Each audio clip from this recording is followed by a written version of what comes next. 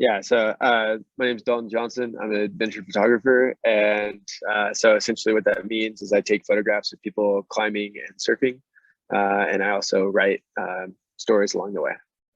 Oh, awesome. What kind of stories do you write? Like, is it based off of what you're gonna, I guess, take a picture of, or just something separate? Yeah, so it totally depends. So like with the career of photography, usually like I know people say like a photo tells 1,000 words, but so photos really just bring people to the concept. From there, you kind of like go from there. And so it depends on what you're hired for. So sometimes you get hired just strictly for like clickbait, and so like Mm, at that point, it's like five best hikes of in Northern California. Right. And then you're just like, cool, I guess I'm photographing that. Or like 100-foot wave surfed at Jaws. Like you get hired for like something like that. But that's awesome. or you get hired for something like a cup companies like, hey, like we really we're releasing a new cup. And you're like, yeah. So like, and they're like, want like a surfing lifestyle shoot. Mm. And so like you're just photographing the concept of surfing. And then like you would write like a surfing blog, like something about like hanging out with friends at the beach, and Yeah, like why the cup would be helpful. So that's pretty sweet. That's actually that seems like a very neat profession because all I see is like you're just traveling, a lot of traveling that gets involved in that. So hopefully, I don't know. Hopefully you do that traveling because that'll be kind of awesome just to explore the country kind of thing, right? yeah, so so I live in a van full time, but I'm pretty much like at my like home base or like my mailbox really, Mm. for only for about like 50 to 60 days a year. Otherwise, Oh, like wow. I'm on the road for about 270 days a year. So yeah, and I mean with COVID, it's been a little bit different. It's been more of like drive one location, be there for like 6 to 7 weeks, then go to the next location. But I mean, there's been times where it's like, all right, fly here to this side of the coast, and then rent a car, drive to this next spot, and then like hop back on a plane, fly back home, and then like hit these next like four spots within a week, and you're like, wow, yeah, I literally just went from like California to New York, then to Colorado, then like Washington, and so like that can happen from time to time. That's pretty Um, badass. That is pretty yeah, badass. it's pretty sweet, yeah. And then Yeah. like once you kind of get like well established, especially with like surfing, you like chase swells. So it'd be like, it's like, oh, Tahiti's going off. All right, well, I have the next, 72 hours I'm in Tahiti. And then like after that, you're like, oh, sick. It looks like Jaws is going off. So then you fly to Hawaii, and then you're like, California's going off. So now I'm here. And then yeah, it's just like you end up going quite a bit all over the place. What got you into photography? Yeah, so I didn't even know photography was a career, to be Mm. honest. I studied math at university, and then after that, I graduated and did this thing called outdoor education. So like Outward Bound or Knowles, those are like the two largest. Mm. I was an instructor with Outward Bound, and the art director there, his name's Ben Warden. Super rad dude. He has like this huge beard. It's great. But like he like noticed that I was like super into photography, and so he just was like, I mean, like I was like, I think I was shooting on like a point and shoot or something, like not a nice camera. And then he was like, dude, like you take good photos. So it's like, cool, whatever. And then he was like, no, like I would hire you. And I was like, okay, like how much am I gonna make though? Like am I gonna make $10? No, like I don't know what a photographer can make. He was like, Yeah, no, yeah. you'll get paid like 10 times what you're gonna get paid now. I was like, wait, really? He's like, well, no, probably like 2 to 3 times. So I was like, oh, sick. Well, 2 to 3 is better than what I'm getting paid now. So super into it. And then that's like pretty much what happened. He like at the time, so I mean at the time I was like super super broke. I lived on a bicycle. Like there's like a little wild story that goes behind that, but yeah, I mean it's like I lived on a bicycle and just like was cycling around, like working those like jobs every now and then he kind of was like gave me what it takes to like start a photography business, which is like not a lot, right? Like you just need to essentially get a business license and business insurance, and like it's I think it's like $1 million or $2 million policy, like for general liability. It's like all you have to Mm. do. I think it's like $30 a month or something. Oh, it's not bad. Um, yeah, and like you have to set up a sole proprietorship, which I think is like $25. Like all Yeah. said and done, like like you have to buy like you could buy like a $400 camera and then set up the business aspects, and you'd probably be in like have like a legit business Mm. for $800, Wow. which I think is pretty sick. Um, You know, it's like a lot of other companies. Like, say you're trying to start like a corner store, right? Like you're in like thousands of dollars just in merchandise. So like Exactly. now including your rent, like it'd be wild. You know, like $800 versus like, you know, $10,000. Like I'd take $800. You know, so but yeah, so I think that's like kind of like the how I got started. And then Ben told me all these things, and I went and did it for the winter. I set that up, and then here's my first client, and made enough money to start the business. That's So awesome. So I need to know about this living on the bike, because hopefully you didn't like use the bike as a blanket and like the tires as like a pillow. Like no, that'd be wild. that No, would so be. yeah, I graduated university and like went to New Zealand. It's like a country down near Australia, and cycled around that island. So it's like you have like a tent, and you have a tent. So you have like, have you ever seen those people like they have like front bags and back bags? Yeah, yeah, yeah, Like yeah. yeah, so it's like I had two front bags. They're called panniers. So two front panniers and two back panniers. I had like Okay, a okay. tent, a sleeping bag, and essentially just camped for like 2 years of my life. Mm, Almost. It was like I was on a bicycle at that point for like New Zealand for like 2 months, then like back to the US. I was on the bike for like 3 months in the US, and then like since you work for Outward Bound, they like give you a place to stay. So mm. you like stay in like a hut or a house depending on where it is. And then I was back on the bike for another few months, and I think you told it tally it all up. It's like a year and a half. But yeah, I mean, just wake up, cycle every day. It's like be in someplace cool, and then take some photographs, and then crawl back in your sleeping bag. You know, You slept in must some have some. tents. You must have Uh, some freaking massive like leg muscles. so yeah, I mean, I played water polo through college, so There you go. cycling actually wasn't an issue. Yeah. So yeah, I was used to just treading water all day. That is So. awesome, but I gotta hit you up on how to tread water better because I suck at it so bad. Like, Yeah, we could definitely do a workshop for that. oh, yeah, exactly. So what do you like? So what was your very first picture that when you actually took that picture, like, oh, now I understand that yes, I do have that, I guess, photography experience in class in a sense. Um, I think that's a difficult. There's never like an epiphany. Like Ben telling me I could be a photographer. I was like, Mm, I didn't even know that was a thing. yeah. I think it wasn't until like years later where I was like seeing something in a magazine. I was like, oh, that'd be such an easy photo to take. Like, like that'd be so like, you know. And then you like open the front cover and you're like, all right, that's that editor's email. Cool. I'm gonna shoot one something like that tomorrow and send it to him. Yeah, I think that was kind of like the point. It was more like you like compared it, or like you like compare it to like somebody else's work, and then you're like, oh, Mm, like I know how I can create that. And then at that point, it was like, okay, like I think I can call myself a photographer. Like, you know, it's like, oh, like I can like look at work and be like, oh, they use like 3 lights to like light this portrait or like something like that. I think at that point, that's when I knew. I should hire you to do all my thumbnails for my YouTube channels. It'll be like freaking Picasso. That'd be sweet. We could definitely do that. Exactly. So everyone has this concept of you have to buy the most expensive camera to get the best picture. What is your thoughts in regards to that? I mean, if we could cuss on this thing, I'll say it's total Oh BS. no, it's called real talk, no filter. So go ahead. Okay, yeah, no, that's total bullshit. It's like fucked up that people say that. No, it's totally not. You don't have to do that. Like, I'm not kidding. I shot on a $400 camera with a kit lens through my first commercial job. Mm. So like getting paid like 2 grand a day.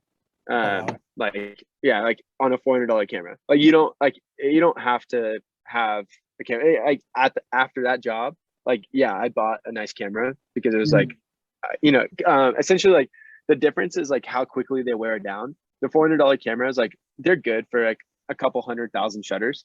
So like, you know, it's like, you know, imagine taking 200,000 photos. So Yeah. that may seem like a lot, but like in a year, I can definitely get 200,000 to 300,000 images in a year. Yeah. And so like that's why like, when you end up with like the fancier cameras, they just have that durability. Like you can drop them, like hopefully not from too high, but like you can drop them or they can like smash against something. They're like more durable, which is like really helpful when you're like, you know, surfing. Like when you're in the water surfing with them, you have a housing when you're in the water though. Yeah. Or like you're like climbing and like it bangs against the wall because you like slipped and like smashed and like yeah, you know, like random stuff like that. Or it's in a backpack and you're just like the backpack's just like smashing against the wall and you're like, hopefully the camera's not breaking right now. Exactly. So like that's what you're paying for when you're paying for like more expensive stuff. Like, I mean, right now I'm shooting on like a technically an outdated camera. It's called like the Sony A7R2. I think they're on like the R5. You know, so it's like technically it's outdated and old equipment. Yeah. I mean, like, I have not had a client tell me that it's not a high enough quality. You know, so like, yeah. As long as they're getting quality pictures, then it doesn't really matter, to tell you the truth. And I think you're absolutely right on you're really paying, when I think about it, you are really paying just for the body of the camera when you're buying more expensive stuff, because I realize that a lot of the lenses, they could retrofit on pretty much any camera once you have that. Yeah. Yeah. And that's very true. I mean, so like, I also don't like, so there's a certain point, like you do have to have like a certain level of equipment, and that equipment isn't necessarily it's what the equipment is capable of doing. So like, it's like the ability to shoot like on manual or shutter priority and like understand how that works is like more the importance than it is like, right, you have an iPhone, like you can't control much, so you can like purposely use a slow shutter speed to like give a cinematic effect of an image, you know. Or it's like I just shot a campaign for Ford Bronco, and like I mean like I used like, I mean, and like in relativity it was only like a $400 lens, right? Like most people would be like kind of nervous to be probably shooting on like a larger, like probably like a $2,000 or $3,000 lens. But like, you know, I have a lot of trust in this lens, and it was great. And like, I mean, it looks beautiful. Like client feedback was, they're like, we love these. So like, yeah, like, you know, like everyone was happy. And like, yeah, it's like a $400 lens, and like it gets the job done, but it's because of like the ability to like know how to use the environment that we're in. And so like, that's really like what it comes down to in terms of like the creative side. That is, And so like, yeah. And so like, that's the cool part about like, you know, like you could use Fuji if you want. Like, I don't really know anyone that shoots on Fuji besides Russell Ward, who does like sick stuff. But like, yeah, like Fuji would be sweet, I guess. I don't know. But yeah, so I mean, there's like tons of stuff like that. But yeah, I mean, like camera, like, you can nerd out on that, but I don't know. I'm not into it. I'd much rather be into the just like actual, just be a good creator. have you create a blog or a website in which you actually explain these things on how to shoot better, I guess, photos? Yeah, so a little bit. So I have a blog on my website, and then I also have a weekly newsletter that goes out. Within those, every week gets posted of like the story behind the photo. So like, I'll pick out a photo and then tell the story behind it. And it may be more like, oh, like it's based off the location, or like it was like the difficult part was like, how do you like set the photo? It doesn't necessarily say it, but I always do put like the camera exit data, which is just like the shutter speed, f-stop, ISO, focal length, things like that. And so like, sometimes I talk about like, oh, like I use a slow shutter speed and like put on a filter and like did it this, and like you do like a panning or movement, or like you do like, I talk to the techniques. But other times it's more about like, you know, like we climbed a mountain, and it was like, how do you climb the mountain to get there? Because like you can't take that photograph if you can't climb that mountain, you know. And like the data, yeah. And so it's like the data on the photo doesn't matter, like, because if you can't get there, like, why would you even care? At least that's my opinion, which could be totally wrong. Like maybe I should just tell the full story. I don't know. So yeah. That is actually pretty neat, because again, me being into, again, I just literally just started a few months ago into the camera thing, and I bought a camera. Look, I literally bought a camera 2 years ago during Boxing Day.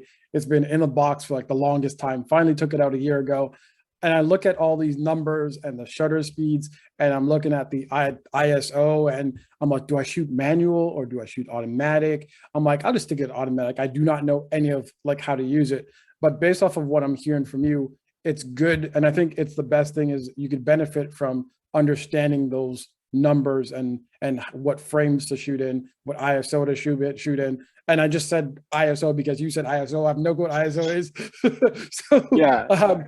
all those things, I think it's best to actually learn those numbers and those things that the camera has to shoot a lot better images.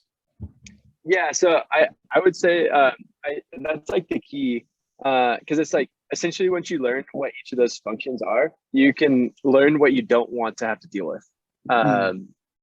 Or like you can learn to like mitigate things to where it's like you don't need to think about like if your aperture doesn't matter in the shot, then like, and the only thing that matters is that it's like crystal clear. So it's like all you need is like focus and the shutter speed to be fast enough, right? Like, and so it's like you're like working through that. And so like I'll give like an example that's like not me personally, but it's like, do you know Jimmy Chen? He's like amazing photographer. He's a crazy guy. He was essentially being in the first all-American crew to Everest. Right, like he's total badass. Like just thinking about that, like skiing down Mount Everest, like it's incredible. But like he shot that entire campaign on automatic, you know, and so it's just like but like it was because he's like, look, I can't think about using this camera because I'm literally skiing down Everest, you know. So it's like those are like the things. But like if you're in a studio and like literally everything you can control, it's like yeah, you should be shooting on manual. But it's like if I'm like on the side of it, like, I'll probably be shooting in like shutter priority, and that's just because like, you know, at that point, like the only thing that really matters is like what the shutter speed is, like so I can get the person to be crystal clear because it's like an action sport. And so yeah, I think that's kind of like the importance is like understanding those for that reason. But like auto is like great, you know, you walk outside, like everything's changing, right? But like I would say like start trying to shoot on like shutter priority or aperture priority, like because and then you like start to understand the difference. Like aperture is like essentially like the fuzziness that you'll get. Like you ever see those portraits and like the people's eyes are like perfectly in focus and everything else is out of focus? Yeah. Like that's what aperture is for. Is like it's called like depth of field, and then like shutter speed is like how blurry something is if you're like moving the camera. So like, do you ever see like the sweet like race car photos where like, the race car is like perfectly still, but everything else is blurry? Yeah. That's like they're using a slow shutter speed. So like that's like it's just like those concepts of like working through that. So that's pretty sweet. So I remember I mentioned this earlier in our pre chit chat, and I called it extreme photography. But you mentioned that you really just do around surfing and climbing or mounting rock climbing. Sorry. So based off of those two experiences, which one do you prefer, and which one? And tell me an amazing experience that you had on either one of them. An amazing experience. Yeah. So I mean, it kind of depends. I love them both equally, but they're very different. So like when you're shooting in the mountains, it's very masculine. You know, like the mountains are very masculine, and so like if I'm there too much, like you feel like very hardened and like you're like I'm a man, you know, like you feel really grizzled. But it's like totally not the truth, right? But then when you're like doing surf photography, it's like very feminine. Like the ocean's always changing, and like you're like working through it, and like and so it's very different. And so in that context, yeah, like I think I prefer to be shooting in the mountains, but I'd say like my heart's more in the ocean. If that like kind of makes sense. And I think that comes from a background. Like I started swimming competitively when I was 3 years old, so like I spent a lot of time in the water through my life. But yeah, so I'll give you. Let's see. You want an amazing story? I don't know if I have amazing stories, but calls. I'm pretty sure like so. Oh, you want close calls? Like I could see like a billy goat like running after you while you're like have a camera, you're like wait, and just start taking pictures, or like Jaws starts coming out of the ocean, kind of thing like that. Or if you saw like a school of like dolphins or something like that. Okay. Yeah, I mean, so like I often if I'm not photographing, I'm like surfing alone. I have like surf like dropping into like it was like a good sized day. It was like 15 foot. And I started like tucking into this barrel, and then all of a sudden like some dolphins started jumping in front of me, but I didn't know they were dolphins. So I was like, what's that? Like just a fin pops up. So I thought it was weird there. But in terms of like photographing, I think it's more about the size of wave that you're surfing. So like I photographed Mavericks this year from the water, which is like it's a larger wave. And I think the day that I went out, it was like 25, 30 foot. Oh wow. So it's like big wave. And like there's like a bunch of pros out there surfing it. And I ended up getting in this position to where I was like kind of like there's like something called like outsides. So it's like a bigger wave on the outside came and it caught me. And then so long story short, like the way Mavericks is situated is there's actually a chain of rocks on the inside. And so I got taken and I was like going towards those rocks and actually had to get rescued by a jet ski. And so like there's like safety crews out there, and so like they came and like picked me up, and you like pull up and you're like, oh God, thanks so much. Like, I didn't want to go through those rocks. They're like, you're an idiot. Why are you with the camera? They're like, I know, thanks, man. But yeah, so like there's kind of that. So that was one of those situations where I'm not super stoked. And then I'm just telling you like bad stories. Like don't think this happens every day. But like on the climbing side, I was like shooting and I had a gear failure and essentially fell 15 feet just straight onto the ground. So yeah, like a piece of gear broke and I took a fall. Not something ideal.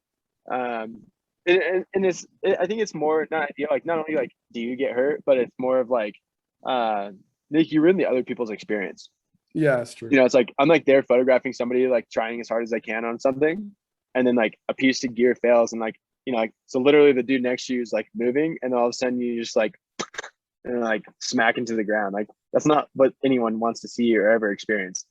And it was like one of those so where it's like, yeah, like something like that happened and you have to like deal with it and like overcome it. And like, I mean, I was kind of thankful to be able to like work through and like talk with the guy, and he was like, yo, dude, like, you okay? And then he like looked and saw that it was like gear failure, and and so like at that point, you kind of like pick things up, and and it's like you just like don't want to ruin the other people's experience, like especially as a photographer, like you're supposed to be a fly on the wall, like no one's supposed to know that you're there. Yeah, exactly. And so like that's kind of like I don't know, like I was just like more like disappointed in myself for both those experiences, because you're like, wow, like like I made mistakes that ruined other people's experiences, and not only the fact that like both of those could have been life ending. It's like you fall 10 feet upside down, like you're gonna die. Like I wasn't upside down, but like thankfully I like hit my feet, or like say I got swept in those rocks at maps, like yeah, like, I could have died. But like yeah, those, I mean, out of 5 years I've had like one close call in surfing and one close call in climbing. That's not bad. So yeah, so good ratio at this point. Exactly. One in every 5 years, so hopefully it gets better. Yeah. So having to be on the road a lot, that must, in honesty, like I think about it, it must kill the social life, because you don't really get time to like hang out with the friends and hang out with the family and such. So how do you like really cope with that? Is it, I guess, a lot of video calls like this and like quick text messages? Yeah, so I'll be honest, I may not be the best person to talk to you about maintaining that. I try my best, like in terms of keeping up a social life, but at a certain point, you realize like it is your job. It's something that you absolutely love and that you want to be doing every day. Thankfully, like I live in a van and I have like friends that also live in vans, and so like the people I'll photograph often are friends. I like will build a really close relationship and like do that. It's like I've been here in the Tetons I think for 2 weeks, and during those 2 weeks I pretty much hung out with a friend every single day. And usually what like that hangout looks like is like like for example, like one day like went down to like a rock jump, and there was like ended up like running into a friend and photographed him jumping off the rock, and like then we like hung out for the evening. And so it's like I finished up some work for a client through photographing that way, but then also got to hang out with a friend. I have that like coming up as well. For the next 3 days I'll be climbing, and I'll be with 2 friends. So that's really nice. And then in terms of like romantic relationships, it's more about like just really trying to like work through of like what that could look like. I mean, like right now, like my partner is like sitting across the table from me. So she's able to like come and visit me from time to time. And so it's like really nice. Like she's here for like the next 10 days, but then we'll be apart for probably like a month. So like that'd be upsetting. So every time I hear people say like they live in a van, I really think of the old school VW, like those hippie vans and such. Do you have one of those? Or is it actual like, is it a car or just like an updated minivan? No, I mean, so back in the day when I was super broke, I moved into a car. Luckily, those days are far beyond me. I now have like a nice van. So like what you would see, like like if you like follow like Instagram people of like on vans, like I have like a ProMaster, which so it's like it's a van I can like stand up in. I can walk. I have like a bed and a kitchen, and it's essentially like a mini RV. Yeah. It's like, I think it's like 72 square feet of space. May not be super big. I mean, it's smaller than your bedroom, but yeah, I mean, so that's like, long story short, it's like living in a van is sweet. Like, built it out with my dad, father-son project, had a great time. So yeah. That's pretty cool. Dalton, buddy, this has been a refreshing topic. And to be honest with you, I've learned a lot, and maybe I should really look at photography like tutorials to get better and get used to figuring out what the camera does, instead of just really just using it as a point and click and recording and figure out all the features in it. Again, it's been a refreshing conversation. So it's just DaltonJohnsonMedia.com. Same across like all social platforms as well, just Dalton Johnson Media. But like, yeah, so like in terms of learning, I do plan on putting together more and more content of like how-tos, and that'll go on my blog underneath photography. And so there'd be a sweet, maybe people could like subscribe to the newsletter. Something would be helpful for them to be able to learn something about photography. That's awesome. Dalton, it's been a pleasure. Enjoy the weather, buddy. Thanks. You have a great time.